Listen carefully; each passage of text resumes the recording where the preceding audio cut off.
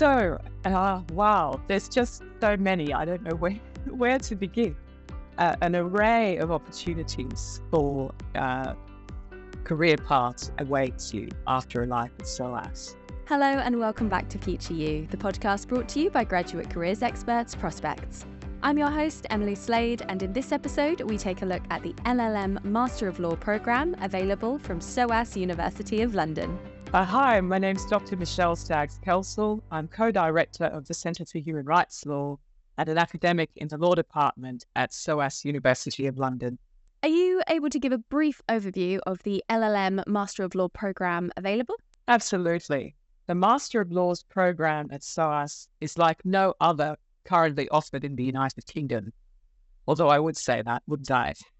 In keeping with SOAS's deep commitment to the Middle East, Africa and Asia, and countries outside of Western Europe and North America more generally, the study of law at postgraduate level provides students with the opportunity to engage with law from the perspective of non-Western peoples the world over.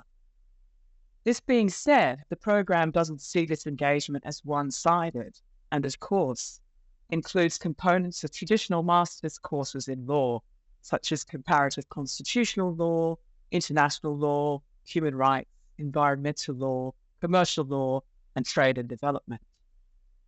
What distinguishes SOAS from other universities is that these aspects of law are situated in their inter-sovereign and interrelated context, whether it be understanding informal trade relationships in the Democratic Republic of Congo, criminal justice in China, gender dynamics in law in Southeast Asia, or the International Court of Justice's decisions on the plausible risk of genocide in Gaza.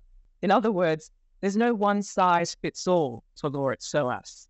A Master's in Law provides you with a window onto law in action across the globe and the opportunity to think about why that really matters. So what is SOAS's approach to the study of law? Well, like the degree itself, there is no one-size-fits-all approach to studying law at SOAS. Our school comprises researchers from a number of scholarly traditions and offering a variety of scholarly approaches to law. Many of us ourselves are from the regions we research on, be it West Africa, Sudan, the Democratic Republic of Congo, South and Southeast Asia, China, the former Yugoslavia, Palestine, or Egypt, just to name a few of our faculty. And I would say that what unites us is our commitment to understanding law in the context of where it's being practiced, seeing it as plurally constituted, and including always non-Western approaches, with a strong sense of justice at the heart of our research, despite remaining critical and offering a critical approach to the study of law. And many of us too are engaged scholars, by which I mean that we have policy and practice networks with which we continue to undertake projects. We have scholars engaged with supporting social justice movements in Palestine, Thailand, and Sudan, as well as leading scholar practitioners in commercial arbitration in Africa, working across African states, just to give some examples. So can you talk a bit about the research environment at SOAS? Yeah, so at SOAS, we really encourage what we'd say is a transdisciplinary approach, which is just a fancy term or fancy way of saying that we want to see law from the perspective of lots of different fields and disciplines, be it history, politics, sociology, anthropology. We want to think about law understood in new and distinct ways, as well as being critical and engaged in our research. And I suppose I don't like to be too immodest, but our faculty does include leaders in their fields, be it constitutional law, international law, environmental law, or commercial and economic law, to name a few. You're joining a law school that came first out of all the schools in the whole of the United Kingdom for the last UK Research Excellence Framework Assessment. So that's the government's assessment of research for its outputs. And what that basically means is that we're really trying to be at the cutting edge of the academic and scholarly research that's out there in law. And many of us have won multi-awards for our publications from a number of different sources, both in the UK and internationally.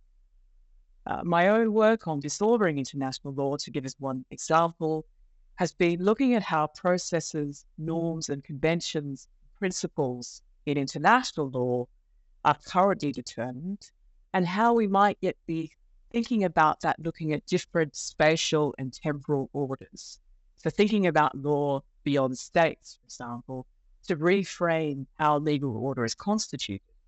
So to give us an example, one of the things that international lawyers are very concerned about is the practice of states.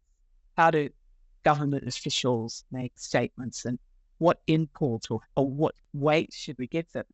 So how would we understand the tweet from that in that perspective when government officials or diplomats are tweeting each other? What form does that take, and how will that change our understanding of what was traditionally diplomatic tables, which of course don't exist or are rarely used in the same way in the 21st century? Also, how do we understand time from the perspective of Indigenous peoples? And what does that do to our understanding of legal time, or what counts, what events count in law? So these kinds of questions come up in my own research, and it's had quite a good impact. I've been invited to speak both in the United States and in Germany. So I'll be doing a webinar in the Max Planck Institute in Heidelberg, and I'm also going to Stanford University next month to talk about Indo-Pacific regional order as part of that. So it's just different ways of understanding law and different approaches that emerge from the research that essentially having an impact in the world at large. Yeah, amazing. So what career paths can students expect to follow following graduation? So, wow, there's just so many. I don't know where to begin. An array of opportunities for career paths awaits you after a life at SOAS. I mean, it's really in part related to how we understand the age and stage that we're living through and the globe, the planet.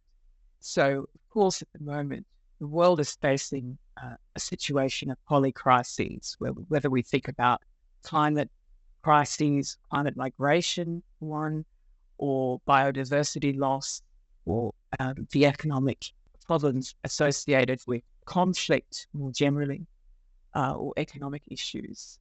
And all of these concerns essentially are going to be introduced to you through your study of law at SOAS. And responding to those polycrises require a depth of understanding and knowledge that will shape the way you understand how you can then use your degree. So to give an example of the kinds of things that people have done after a degree at SOAS, we have everything from people starting their own non-governmental organizations or NGOs to ensure justice movements are supported in the countries from where they've come. So one of our students runs a very important and impactful non-governmental organization in Libya. We have another student or several students who are working in United Nations organizations and at different parts of the UN. We also have students who go on to commercial arbitration practice in their home jurisdictions, be that in West Africa or Southeast Asia.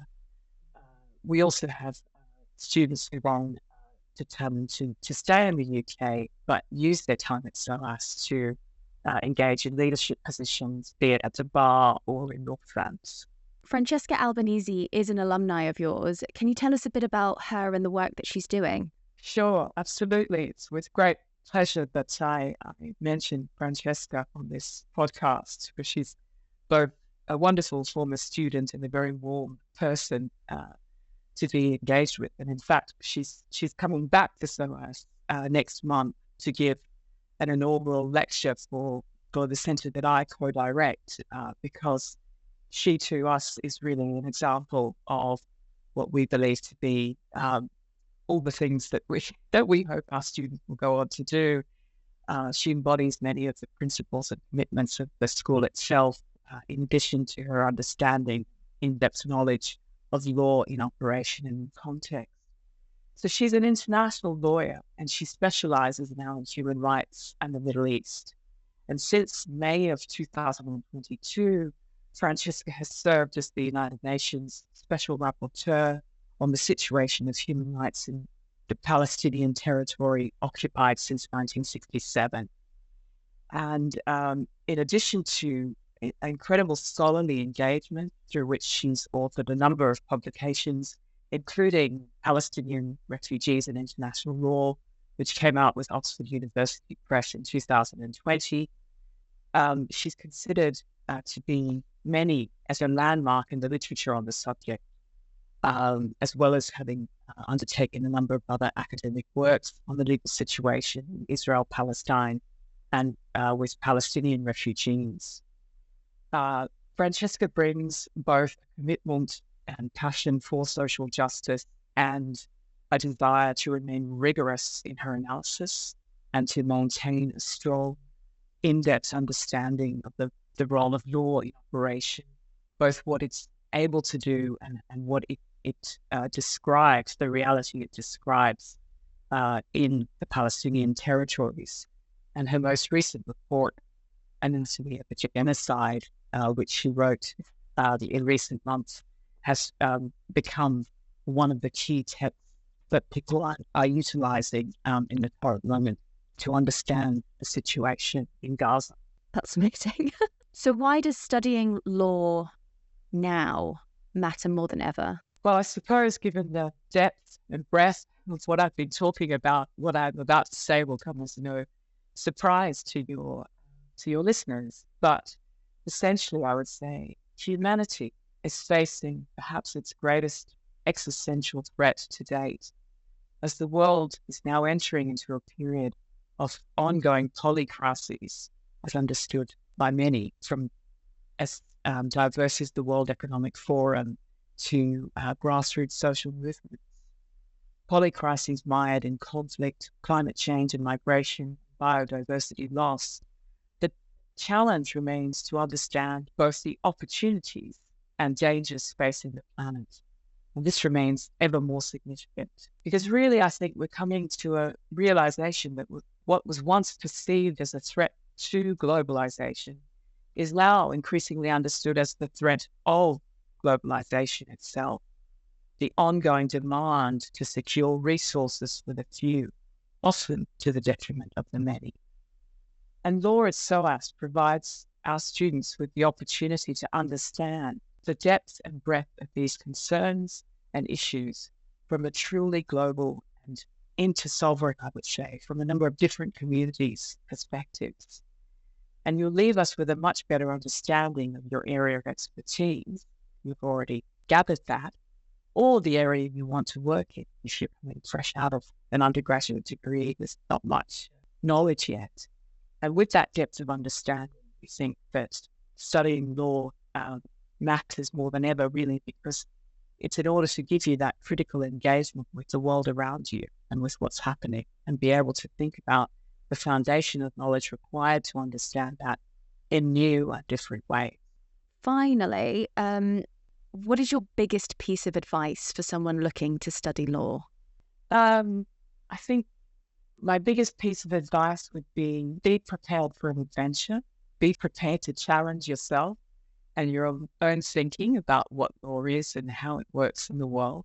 Be prepared for a lot of reading and to expect a kind of rigor and depth in analysis, but also to be surprised and challenged by the new ways in which that helps you to see the world, and also the kinds of people that you're going to meet when you do so.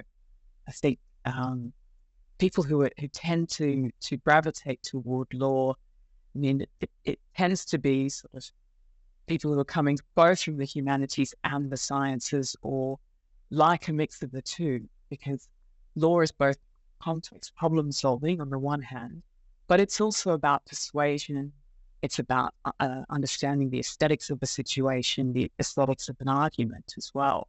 So you need to be both passionate and committed, but also be able to state your case and to make your claims as a lawyer.